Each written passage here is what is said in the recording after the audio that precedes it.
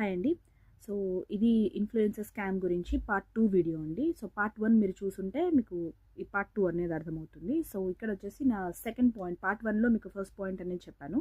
So, ఇక్కడ నా second point వచ్చేసి ఈ ఇన్‌ఫ్లుయెన్సర్ స్కామర్స్ ఎవరైతే ఉన్నారో, ఈ మెయిన్‌గా యూట్యూబ్, ఇన్‌స్టాగ్రామ్ చేసే ఇన్‌ఫ్లుయెన్సర్స్ ఇలా స్కామ్ చేసేవాళ్ళు ఎవరైతే ఉన్నారో, నాకనిపిస్తదండి ఒక్క క్షణమైనా వీళ్ళు ఆలోచించరా అండి? వీళ్ళ ఫ్యామిలీ గురించి, వీళ్ళ పిల్లల గురించి, రేపు వీళ్ళు చేసిన ఈ స్కామ్ బయటపడితే సో, వాళ్ళ ఫ్యామిలీ మీద పడే ఆ నింద కానివ్వచ్చు, వాళ్ళు ఫీల్ అయ్యే ఆ ఫీలింగ్స్ కానివ్వండి, అసలు ఆలోచించరా అండి జనాలు? ఎట్లా చేస్తారో నాకు అర్థం కాదండి. ఇప్పుడు ఫర్ ఎగ్జాంపుల్ నందూస్ వాళ్ళ తీసుకుంటే, ఇద్దరు పిల్లలండి వాళ్ళకి. చిన్న పాప కంటే అర్థం అవ్వకపోవచ్చు మేబీ. సో, బాబు టీనేజర్ కదండీ! సో, అర్థం అవ్వదా? వాళ్ళ మీద ఇది ఎంత ప్రభావం చూపిస్తదో చెప్పండి. అసలు ఎందుకండి ఆలోచించరు జనాలు? నాకు అర్థం అవ్వదు. ఇంత పెద్ద స్కామ్ చేసే ముందు అండ్ ఇంకోటి అసలు ఇంత పెద్ద స్కామ్ చేస్తే దొరికిపోతాము అనే భయం ఉండదా అండి వీళ్ళకి?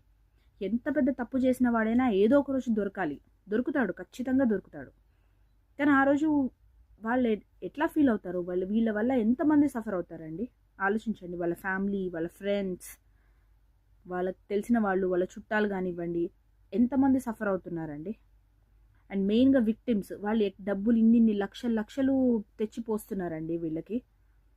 ఎక్కడి నుంచి వస్తాయండి డబ్బులేమన్నా ఎవరికైనా? ఏమన్నా చెట్లకు కాస్తున్నాయా డబ్బులు? ఎవడైనా కష్టపడి సంపాదించుకోవాల్సిందే గదండీ! సో, ఇన్నిన్ని డబ్బులు లక్షలు వీళ్ళకి తెచ్చి వీళ్ళ మీద నమ్మి వీళ్ళకి ఇట్లా ఇస్తుంటే ఏంటండి వీళ్ళు చేసేది? ఈ స్కామర్స్. అండ్ నేను ఫైనల్‌గా చెప్పాలనుకున్నది ఒకటే అండి. ఈ నార్మల్ పబ్లిక్‌కి గూడా చెప్పాలనుకుంటున్నాను. ఇక్కడ మీకు బయట దేశాలకి రావాలనుకునే వాళ్ళు ఎవరైనా సరే యూఎస్ కానీ, యూకే కానీ మీరు ఫస్ట్ ప్రాసెస్ ఏంటో తెలుసుకోండి సరిగ్గా. సో, ఇక్కడికొచ్చి మీరు ఇలా కష్టాలు పడడం మంచిది కాదండి. కరెక్ట్ కూడా కాదు. మీరు ఇన్నిన్ని డబ్బులు వేస్ట్ చేసుకొని రావడం కూడా కరెక్ట్ కాదు. మీరు ఫస్ట్ అప్రోచ్ అయ్యే కన్సల్టెన్సీ అది ఫస్ట్ జెన్యూనా కాదా తెలుసుకోండి.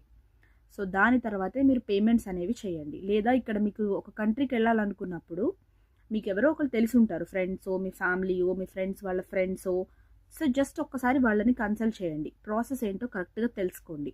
అంతేగాని ఇన్‌ఫ్లుయెన్సర్స్‌ని మాత్రం నమ్మకండి దయచేసి. ఇలాంటి వీళ్ళే కాదండి యూకేలో చాలా మంది ఉన్నారు ఇట్లా మోసం చేసేవాళ్ళు. వీళ్ళు కొంచెం ఫేమ్ వచ్చింది కాబట్టి వీళ్ళు బయటపడ్డారు అంతే.